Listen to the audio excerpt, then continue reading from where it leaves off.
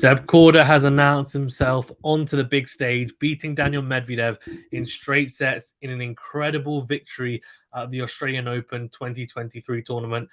The third round victory came as a big surprise to probably a lot of people. To me, not so much, but I think the fact that he made the Adelaide final and then played so well against Djokovic in the final and then ended up coming into Australia in some good form, it did make me think, could he have a chance of potentially winning? And in the end, he did. 7-6, 6-3, 7-6, 2 clutch tiebreaks as well in the end. We're going to talk about that in depth. Before we do, though, remember to that like button and do subscribe if you are new. Also, if you're listening on a podcast platform, do leave a rating or review. Let's get into it then, because I have to say, it was a really, really entertaining match. I watched all of it. And there were a couple of points I would have missed here or there, but generally I managed to watch it. And the biggest thing for me was the fact that Korda was a breakup in every single set. Now, the first set and the second set, Medvedev managed to break back. Now, actually, in the first set, Korda was a double breakup. And then Medvedev got the double break back in the end. And it went to a tiebreaker. In the second and third sets, he was a breakup. In the second set, he held that break. Third set, of course, Medvedev came back, and then they played out a pretty nervy tiebreaker, I have to say, and that's understandable. Korda was 6-1 up in that tiebreaker, so that quick start really helped him, because in the end, he only won it 7-4, which is actually what I predicted at the time. So, yeah, a very intriguing match, and I think this probably highlights some of the weaknesses in Medvedev's game, and we saw it last year with Nick Kyrgios and some of his tactics and how he managed to make Medvedev look a little bit uncomfortable in certain scenarios. And of course, we've seen him lose to Nadal and Djokovic, but I feel like they are anomalies, and I don't really want to talk about them against Medvedev too much, because everyone really struggles against them and in different ways. Whereas I feel like with someone like a Kyrgios, that gives you a good platform. Also, Tsitsipas as well recently against Medvedev has been good on a hard court, which that was a matchup which actually Medvedev completely dominated for years. And recently, though, Tsitsipas has managed to bring it back. So what we're going to do is we're going to talk a little bit about the match and the tactics that Korda employed and why they were successful, and also then why Medvedev maybe struggled against them. On top of also talking a little bit about Korda generally as well going forward. What does this mean for his prospects, and what's to be expected from him potentially at this tournament? And for Medvedev, what's next? Because he's now dropped out of the top 10 when the rankings come out after the Australian Open, from my understanding, or the live rankings anyway. So that's going to be a big blow to him. And I think since the Australian Open 2022 final, has been very up and down, I would say. But he is trying to improve his game, so we'll talk about that as well. Okay, let's talk about Seb Korda first, because we have to talk about how well he played. Now, the stats, I don't think the stats really do justice how both players played, because if we look at, say, for example, the winners to unforced error count, there were 50 winners for Korda, which is that's a high amount. He played a very attacking game, and 55 unforced errors, and he does play an attacking game. I think it's Tennis Insights have a stat which is in attack, and he was, I think, over 5% over the tour average, and he does like to attack, and that doesn't necessarily mean just trying to hit massive from the back of the court. It also means, and more regularly means, that what he does is he uses angles beautifully and then comes to the net to try and finish off the point as well when he can. He isn't afraid to come forward. He is always looking to be on the front foot and dictating points. And that really showed today. 50 winners to 55 unforced errors for Medvedev, 28 winners to 26 unforced errors. So actually, Medvedev was at a positive in his winners to unforced error ratio, and Korda was actually at a deficit. Now, a lot of you watching and listening might actually be asking, well, why is that the case? Like, why would that be the case? Because realistically, right, with Medvedev, if he's hit more in his unforced errors as a ratio compared to Korda, then how has Korda won? Now, that a lot of you who are hardcore tennis fans will know the reason for that, but I'll very briefly explain why that might be the case. Now, there's one stat that's missing from pretty much all tennis stats out there, and that's forced errors. Now, forced errors are, of course, a good example is an unreturnable serve. A serve that has, that's not a good actually example because that's a winner. A forced error as a good example is one where you haven't hit a clean winner. But what you're doing is you are managing to, stretch your opponent out wide and giving them a really, really tough ball to hit. So, for example, you might hit a drop shot and the person gets to that drop shot and they hit it wide or they hit it long. And it's a really awkward one and they're not really expected to make it. But that's not a winner because they've got a racket on it. So that's not a winner. Similarly, like for, I guess, when you talk about unreturnable serves, that's not a stat either. And I guess plays into it, which is the original point I was trying to make, I guess, was that aces don't include serves that are, say, out wide and the person's on the stretch and there's no way they're going to make that return into play with, and they frame it, for example, into the crowd because they're so outstretched, there's no way they're making that. Similarly, for the forced errors, there's not really, and there aren't any stats on that. And I feel like for Korda, what he did by coming forward a lot, he put Medvedev under a lot of pressure. And in scenarios and, areas of the court where he wouldn't have felt comfortable, and I wouldn't expect him to make those. But those won't be reflected. And there won't be an unforced error because he's not expected to make those. But it's also not a winner for Korda because it's not, Medvedev's managed to get something on it. He's managed to, at least attempt to get the shot back into play. So that's a very brief and, if not, a bit convoluted way of talking about it. So apologies. But if anyone does have questions on that, do leave a comment on this video and we can discuss it as well, because it is a very interesting topic. And let me know your thoughts generally on it as well. But back onto Korda. What did he do so well? Now, the biggest thing for me was his serve. We had to talk about his serve first. Even though the stats don't necessarily maybe reflect it generally, because we can look at the stats now, and I think that's probably because if we look at the stats, aces 3 for Korda, 9 for Medvedev, double faults 5 for Korda, 3 for Medvedev. First serve percentage was similar at 63% to 64%, but there is a slight difference on the first serve points won. And that 5% difference, with Korda winning 72% of his first serve points, one of Medvedev 67%, is a healthy chunk. And that difference is the difference between winning and losing. Because the sets were pretty tight. There's 2 tiebreakers, right? And only one set where there was a break of serve. A break of serve is a difference at 6-3. So second serve points are one the same at 43%. And what's also interesting is the fact that break points saved was 5 out of 10 for Medvedev, 2 out of 6 for Korda. So Korda had 10 breakpoint opportunities and he just kept on opening them up.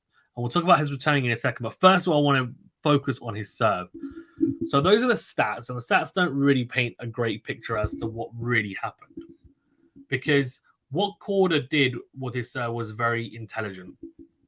Yes, he hit a few aces there and a few unreturnables, and that's fantastic. And he's arguably, I would say, out of all these next-gen stars, Alcaraz has got an incredible forehand, for example, movement impeccable. Holger Rune, backhand, defensive capabilities, movement, incredible. Return is really good as well, Holger Rune's. Sinner, fantastic flexibility, movement, returning. But I would say Korda has the best serve of them, of these next-gen guys coming through.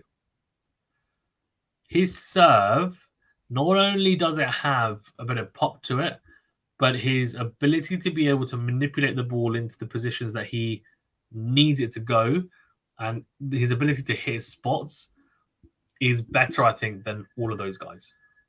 Genuinely. And that played a massive difference because Medvedev has a top 5 serve, but he outserved him. He did. Now, the way he did that was by taking advantage of Medvedev's return position.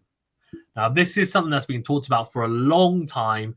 I think especially given what happened at Australian Open 2022 final, when Nadal really took that, I mean, he really just abused that little kind of weakness or nuance to Medvedev's game and made him feel really uncomfortable.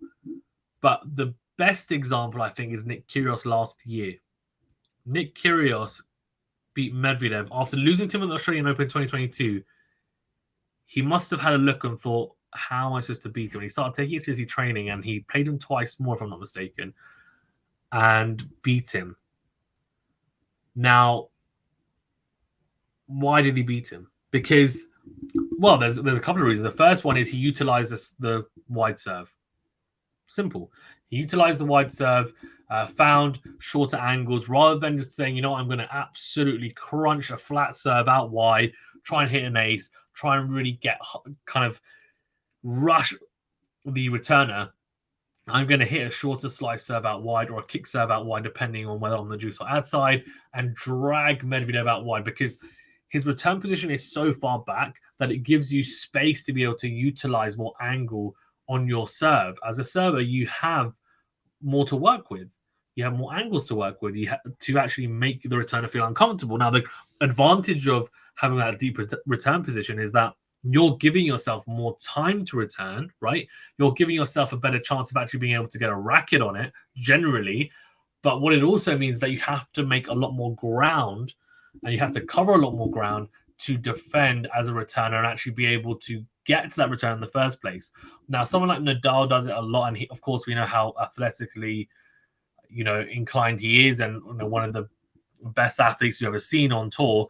But for Medvedev, he's also that. But the issue I think he has is he's becoming quite predictable now. And I think with Nadal, he can get away with that at times because he hits with that high loopy topspin. And on hard courts, though, recently we've seen it hasn't really had as much of an effect. But on the clay, he can get away with it. Definitely, we know that. For Medvedev, the difference is that he doesn't really hit his returns with high topspin, high coverage over the net. His forte is hitting flat balls, flat over the net and deep. Now, there's instances where he'll be about 5 meters behind the baseline. He'll still manage to hit that ball deep. But the issue that he was having today is that Korda was managing to spot serve so effectively that Medvedev wasn't having a chance to feel comfortable on his return. And he was on the stretch constantly throughout the whole match. And a lot of the times what was happening is Medvedev was having to try and slice or just literally try and get anything on it. And it would end up being a shorter ball for Korda to attack. Either it was floated and short because Korda, really put him on the ropes and Medvedev was having to just scramble to try and get something back into play and really kind of was almost a miss hit. Or he was able to get something onto it and he hit it flat, but he wasn't able to get the depth he'd like because, again, he's not as comfortable. He doesn't have as much time. He's not being able to set himself as much as he'd like. So Korda was dragging him out wide and coming forward and serve volleying at times, but also what he was doing really well was not just serve volleying, but then serving and then say, okay, I know that Medvedev's probably going to try and pass me with angles, which Medvedev's fantastic at doing against serve volleyers. So at times, and Kyrgios did this against him last year, he realized I can't just serve volley and just blindly charge the net. Even if it's a good serve out wide, I need to be aware of what Medvedev's doing, look at what he's doing, and also think I might need to play an extra shot and then come to the net. And that's what Korda did a lot of the times. He realized that, okay, Medvedev's return might be good enough that, he might be able to pass me, but it won't be good enough that I have to stick to the baseline. It won't be deep enough that I have to stick to the baseline and then say, okay, I'm gonna let you get back to neutral. So he started moving fantastically well, transitioning well forward, and then he'd hit a good approach shot, normally, on the other side of the court. So Medvedev will be running side to side. At times he'd go behind Medvedev, obviously a really good tactic, and he wouldn't have to hit a volley. But the best thing for me was his net play was sublime as well off his serving. So he backed up his serve really well with the forehand, especially. But we'll talk about the backhand-to-backhand exchanges in a second as well. But the forehand on his service games especially was really, really good. He managed to dictate, didn't let Medvedev settle in the return games. And that's why he only faced 6 break points against one of the best returners on tour in comparison to being able to open up 10 break points of his own on Medvedev's, who is arguably also one of the best servers on tour. So That was really impressive, and his net game was beautiful. A couple of good drop shots in there as well. But with his volleying, what I think he's a natural volleyer. I think he has great hands in the net, and he looks very loose. He doesn't look tight. He doesn't try to, really slice across the ball or really push across the ball. He has good touch and feel. He really tries to just volley into the corners. And it's funny, I was watching her catch at the same time, and he has a similar feel, he does, about the way that he volleys. And it's just this very calm, collected, way of volleying. And at times, and again, I'm not drawing a direct comparison here. It's more about a kind of a feel. The way that Korda was composing himself and dictating with the forehand and then coming into volley reminded me a little bit about the composure that Federer had in his prime. Now, that's not to say that Korda is equal to prime Federer. It's just to say that I could see a glimpse of some sort of similarity, right? So that was very impressive from Korda, no doubt. And he was making it really uncomfortable for Medvedev, as I said, and utilizing angles in a really, really good way. So what I would say is that for Medvedev, the best thing for me that he was doing was fighting back, and his resilience and his ability to come back in sets is really admirable, I have to say. He wasn't playing his best tennis, no doubt, but I would say his serve was not up to scratch. And part of that is down to the fact that I think Korda was returning extremely well. He was reading the serve fantastically. And instead of that, sorry, he was returning the serve fantastically, anticipating it really well. And Medvedev didn't really know what to do. He tried to hit his spots, but he was just struggling to do so, struggling to really hit those corners as he normally would do.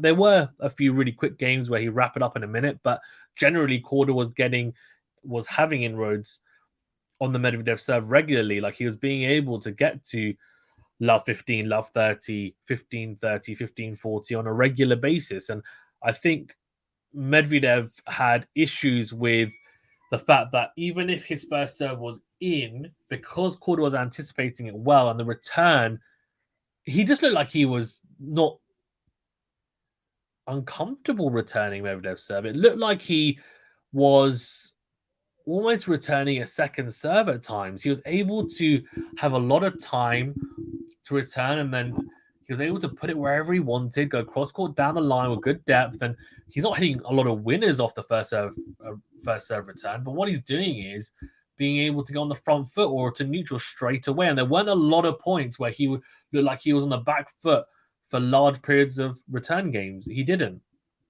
And I guess one of the hardest things for Medvedev to take is the fact that he was losing a lot and a large portion, I guess, of those baseline exchanges. Korda was beating at the net, because at the net, if we have the stats here, bring those up, 36 out of 48 points won at the net for Korda. That's 75%. And that's 48 times he came to the net. That's a lot, right? So we're talking about 48 divided by 3, 16 times on average he came to the net each set. So 16 times each set is, very impressive, right? If we talk about he serves, 6 service games, right? So 16 divided by 6, we're talking about just under, 3 times a game. So just under 3 times a game. If we're talking about service games, we're talking about in total, he's coming to the net at least once every game. For Medvedev, 16 out of 26, so that's 62%. And so almost nearly half the amount of times. Now, the reason why Medvedev was coming to the net as well was that that's something that he's been working on in his game. He's been trying to transition and come to the net. And the reason why is because in instances like this, when he's actually not being able to break down the opponent from the back of the court, and that's exactly what was happening, he then thought, well, I need to then try and come to the net and mix it up. And that was probably the right way of thinking. The execution just wasn't quite there. What Korda did really well for me was stick with Medvedev in the backhand-to-backhand exchanges, and he wasn't overawed by that. His backhand is very solid. He's able to stick with him. He changed direction early. He dictated early in the points. He didn't let Medvedev settle.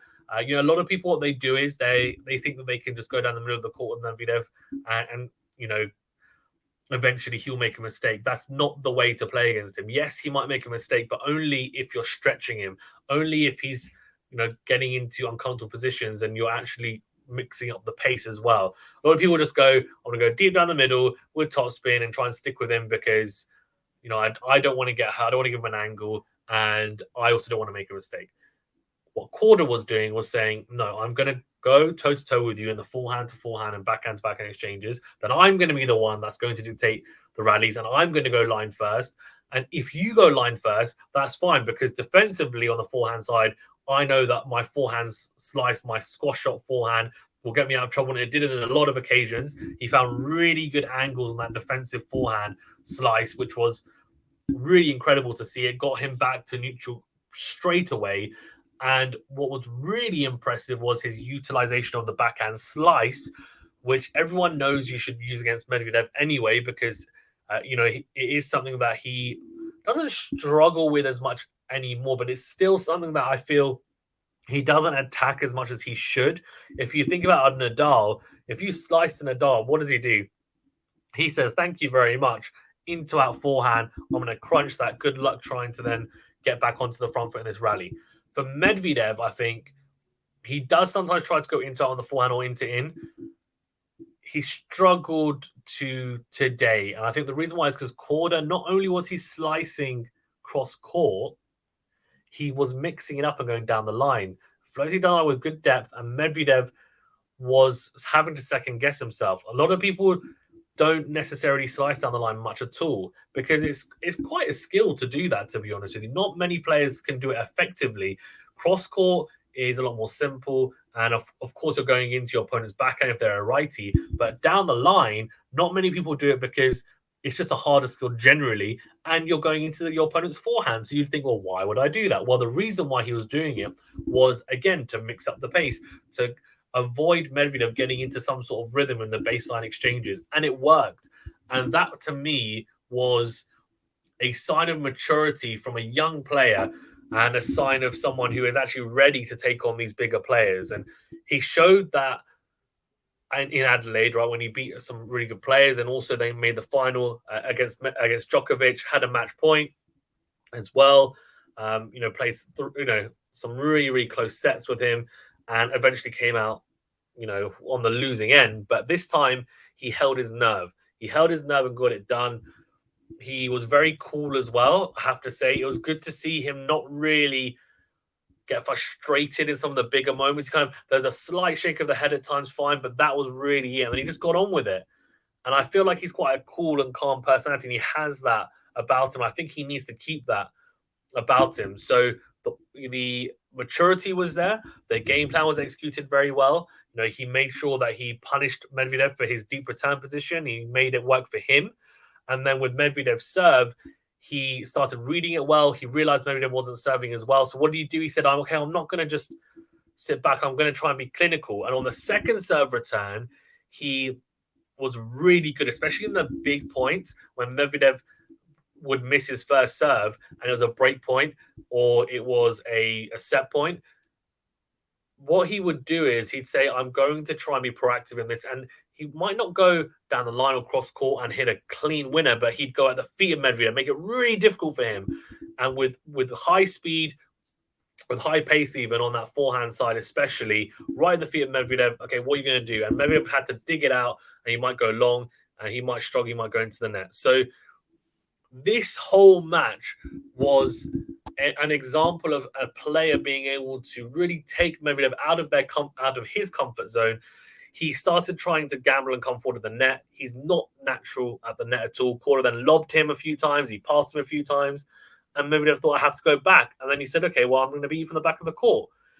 It was one of those ones that you watch it and it is close, but Korda was always in front. And that's why it's important to note that he was a break-up in all of those sets. In all three sets, he was a break-up. He was in control.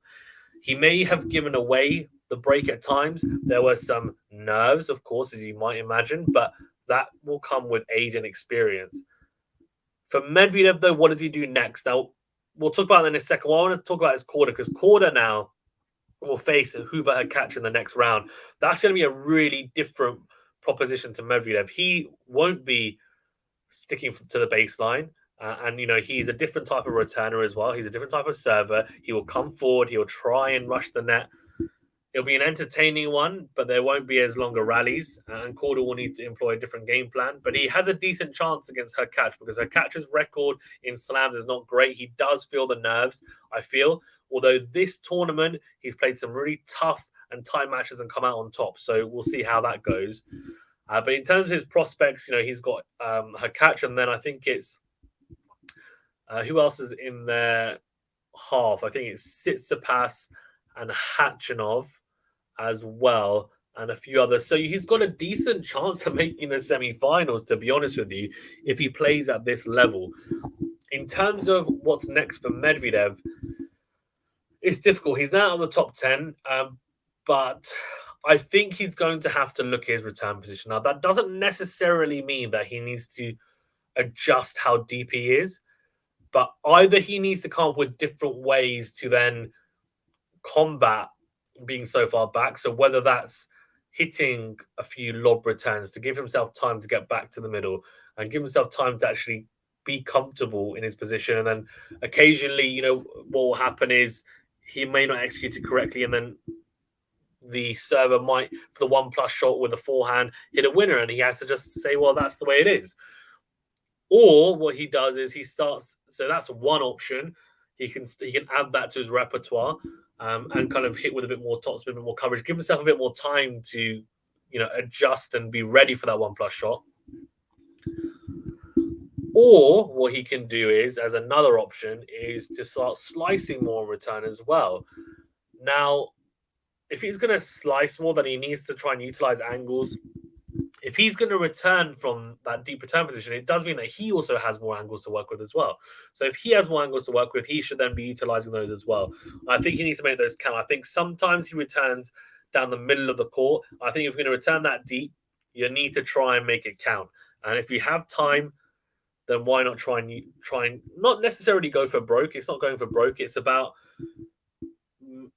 manipulating the point to your advantage. And I think Medvedev at times sometimes is happy to just say, I'm going to go down the middle and break down my opponent with just pure grit and determination. And that's why when he and Djokovic play, they tend to have these really long rallies because it's almost like, I'm not going to miss at times. And Djokovic has now got so many different layers to his game, but he will sometimes go back to his old self, which was, from 2010, where it was all about, I'm just going to make sure that I'm not going to miss. And you want to see whether you can keep up with me. Let's see who's got the best shot tolerance. Fine, let's do that. And he does still have that mode. Medvedev, I think the problem with him is that is his primary mode, and there aren't many others, to be honest with you. He needs to add to his game. He is trying to. I can see he's trying to. He's trying to come to the net, and I like that. He's tall. He should be trying to come to the net at times in transition. There still is a lot of work needed on that part of his game. The drop shot as well. Like, he needs to utilize that. If he's being able to push people back from the baseline, then he needs to try and utilize that more. I don't see why he shouldn't. The slice isn't utilized enough on his backhand side. And I get that he likes hitting flat, and that is really that's what makes him unique and special. And I think he should stick with that. And the majority of his play should be based around taking time away by hitting flat like that. But I think he also needs to add more to his game, or have different looks on his forehand and his backhand, and have that type of variety that he can then utilize against opponents, right? And he can change if need be. He doesn't have to just be one-dimensional and utilize one style of play.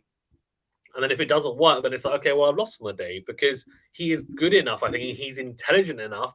He's a very intelligent player to say, I can change this slightly. I can give myself more options to then really hurt my opponent and put myself in a better position. Now, I've very briefly mentioned some ways that he can improve. And, like, at the end of the day, I'm not his coach. I'm also not a pro tennis player. He might even, if he were to watch this, he might say, you're talking complete rubbish, because actually I just didn't quite execute the game plan I had today well enough. And if I had, I would have won. And he could be right there as well. But I really do like Medvedev. I think he's great for the sport. He's very different.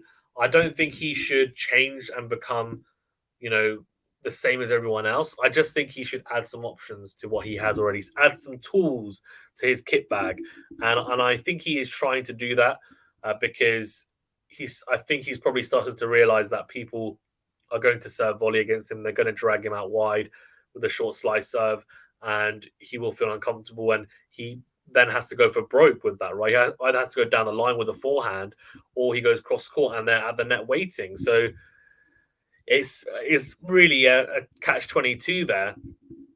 And the other option is he goes completely left field and he says, well, I'm going to stand forward, stand further forward, and I'm going to shorten my backswing and almost take it earlier or block the return at times. But I don't know if that really works. Now, that could, if he was able to do it, that would be incredible in the sense that because he hits so flat, he wouldn't obviously be able to utilize the angles that he does at times from a return position that's higher up, but he would take a lot of time away from people. And if he was able to do it effectively, I mean, it would be dangerous, but I just don't know whether it's doable, to be honest with you. But look, a fantastic match played from both players, and Korda marches on for Medvedev. It's back to the drawing board, and I think he is playing Roland Garros this year, unless he ends up getting injured, and hopefully he doesn't.